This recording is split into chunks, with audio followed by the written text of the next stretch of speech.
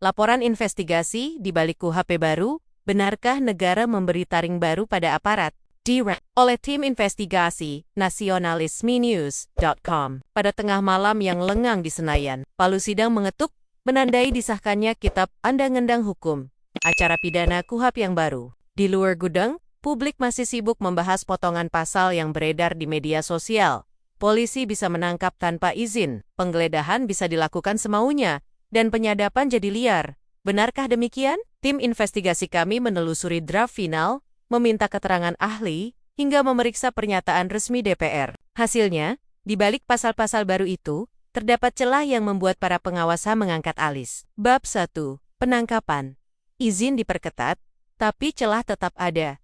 Secara normatif, KUHP baru justru menyatakan bahwa penangkapan harus berbasis minimal 2 alat bukti, ketentuan yang dituangkan dalam batang tubuh. Rupert 20 Maret tahun 2025. Penangkapan juga wajib disertai surat perintah yang berisi identitas tersangka, alasan penangkapan, uraian singkat perkara, dan lokasi pemeriksaan. Namun, di balik kepastian itu, ada satu pengecualian besar. Penangkapan tanpa surat perintah diperbolehkan dalam kondisi tertangkap tangan. Ketentuan ini memang sudah ada sejak KUHP lama, tetapi para pengamat menyoroti interpretasinya yang longgar di lapangan. Problemnya bukan pada teks, tapi implementasi. Tertangkap tangan sering diplesetkan menjadi kebetulan ada di lokasi, ujar seorang praktisi hukum yang kami wawancarai. Bab kedua, penahanan. Syarat ketat, tetapi kekhawatiran tak hilang. Penahanan hanya dapat dilakukan jika tersangka dianggap melarikan diri, merusak barang bukti, mengulangi tindak pidana, atau mangkir panggilan. Pernyataan ini pun ditegaskan oleh Ketua Komisi Ketiga, DPR, Habibur Rahman, dalam keterangannya kepada media menyobat isu penahanan sewenang-wenang sebagai kabar bohong. Namun, beberapa pakar justru melihat persoalan lain. KUHP baru tidak memperkuat mekanisme external oversight. Syarat boleh ketat, tapi pengawasan lemah tetap membuka ruang penyalahgunaan, kata salah satu peneliti Lembaga Pemantau Hukum. Bab ketiga, penggeledahan dan penyitaan. Pasal yang paling kontroversial. Disinilah polemik memanas. Pasal penggeledahan dan penyitaan memperkenalkan frasa yang menimbulkan polemik besar. Keadaan sangat mendesak. Dalam kondisi ini, penyidik boleh menggeledah tanpa izin hakim dan kemudian melapor belakangan. Definisi mendesak pun mencakup kriteria yang sangat luas, mulai dari potensi hilangnya barang bukti hingga penilaian penyidik. Pada pasal penyitaan 112A, kewenangan serupa diberikan. Penyitaan tanpa persetujuan.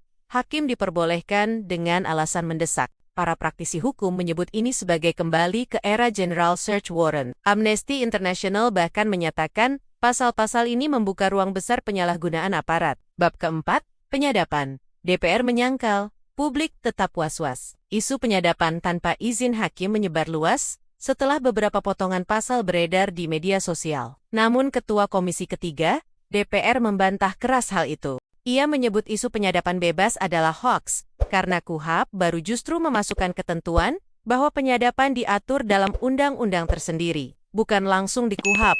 Meski demikian, Koalisi Masyarakat Sipil menilai ketidakjelasan ini justru berbahaya. Tanpa sistem izin yang eksplisit, ruang tafsir menjadi besar, dan celah ini bisa dimanfaatkan aparat yang tak bertanggung jawab. Bab kelima, di mana titik masalahnya? Dari investigasi kami, 3 pola masalah utama muncul. 1. Definisi mendua, yang membuka ruang interpretasi. Istilah keadaan mendesak atau penilaian penyidik dianggap terlalu kabur oleh pengamat hukum. Akibatnya, aparat bisa mengambil tindakan tanpa izin dengan alasan subjektif. 2. Mekanisme pengawasan yang lemah.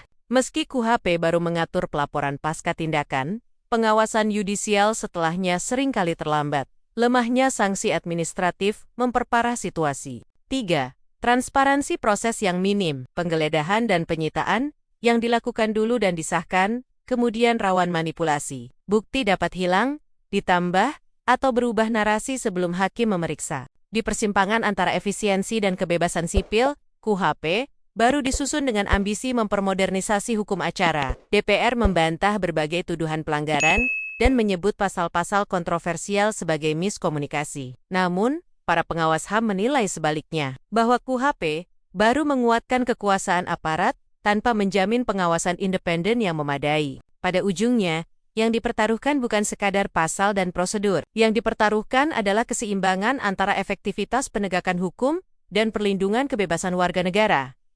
Pertanyaannya sekarang, apakah Indonesia berhasil menemukan keseimbangan itu? Atau justru melangkah ke era baru dengan bayang-bayang lama yang belum usai? Terima kasih sudah menonton, jangan lupa like, komen, dan subscribe untuk mendapatkan update berita lainnya.